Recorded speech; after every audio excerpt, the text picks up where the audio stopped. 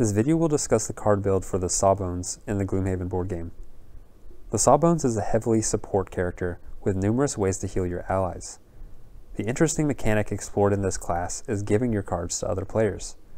Some of your abilities let you give medical packs to others, which are literal cards that they play to heal themselves. This does two things.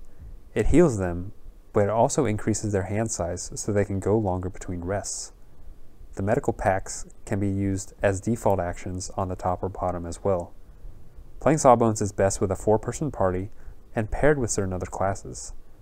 Frontline tanks like the Brute, Berserker, or Sunkeeper can absorb much more punishment and enable everyone else to be more aggressive.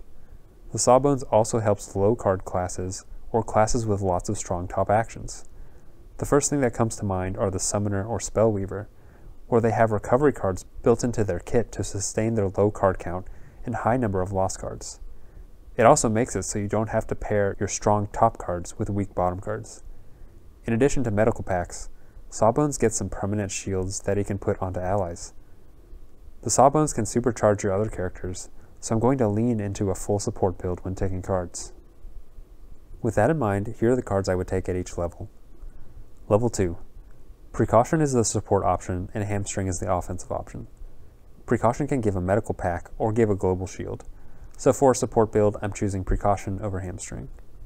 Level 3. Vital Strength is an offensive option and Regenerative Tissue is the support option. A large attack for a loss isn't as appealing to me as the substantial healing effects of Regenerative Tissue. I would take Regenerative Tissue here. Level 4.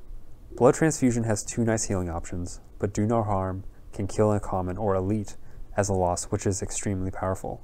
The bottom also has another heal option, so I think Do No Harm is the better card. Level 5. Amputate has a nice offensive option, but Research the Cure has a permanent shield that can be combined with Booster Shot for 2 permanent shield on an ally. We're all about boosting our allies in this build, so I would take Research the Cure. It also has a good offensive option on top that you can use prior to the bottom effect. Level 6. I like both of these cards. Euthanize has a situational kill option on top that synergizes really well with the bottom of Syringe, and has a nice offensive bottom option that stuns enemies. Prescription can give multiple allies a medical pack, so I think this trumps Euthanize as the choice right now. Take Prescription. Level 7. We have another option to give allies a medical pack, or a way to boost our healing. Even though I've been saying that we want to give medical packs to our allies, I think I would go back to level 6 and get Euthanize, since the insta-kill is really strong with Syringe, and later with Grisly Trauma. Level 8. Again we have an offensive and support option. Gentleman's Anger is actually a very good card with decent damage and a disarm effect.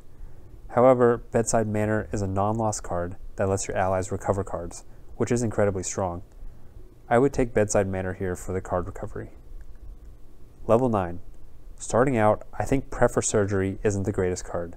The top effect is another loss that lets you heal more, but we haven't really built much movement or attacks into our cards. The bottom stun effect is decent, but not amazing. Grisly Trauma is a situational insta-kill effect that can potentially be incredibly strong for its ability to target elites.